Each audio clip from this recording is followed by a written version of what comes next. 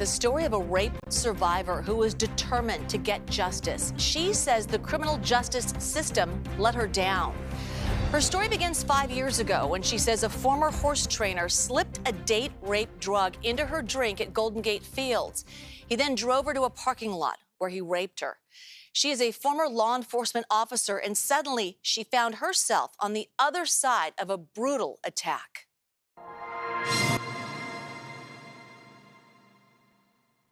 It was freezing, and I was half clothed. I was bruised. I was, like, seriously assaulted.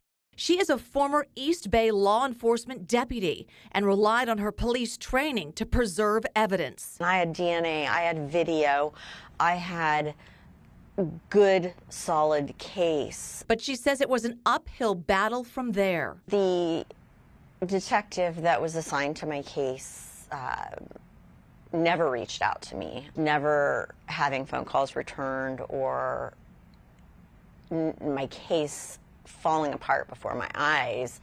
I knew it was an uphill battle, so my voice was never heard. So she hired an attorney to get help. Help me be heard.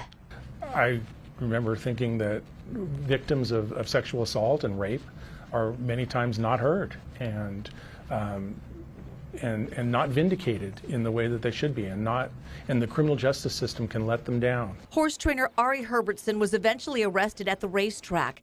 He pleaded no contest to a charge of assault with a deadly weapon and sentenced to 1 year in jail. But charges of sexual battery, sexual penetration, and assault with intent to commit a sex crime were dropped in a plea deal. The ex-horse trainer is out free now and living out of state. I wish all 4 charges would have been able to stick.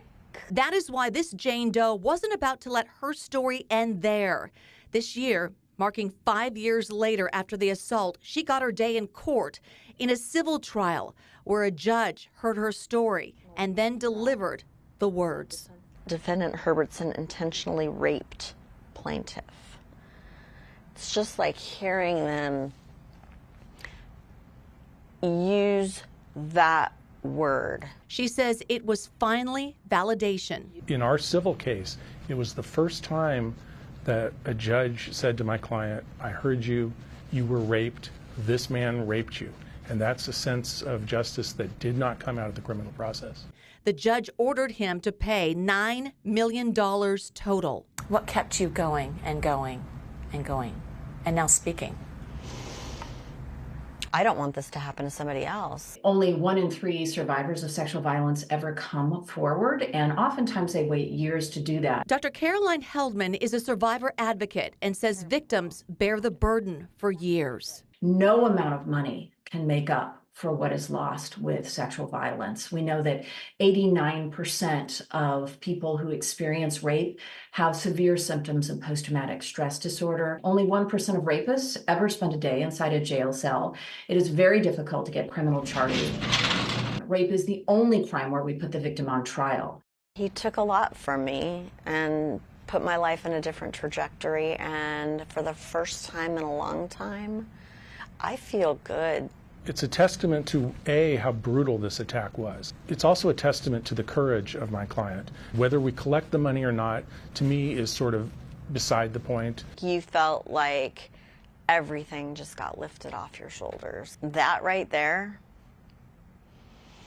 that's a victory. You were heard.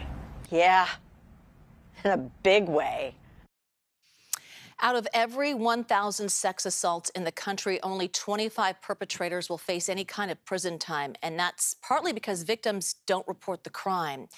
So the woman I talked to hopes her fight for justice will encourage other victims, survivors that is, of sexual assault to come forward.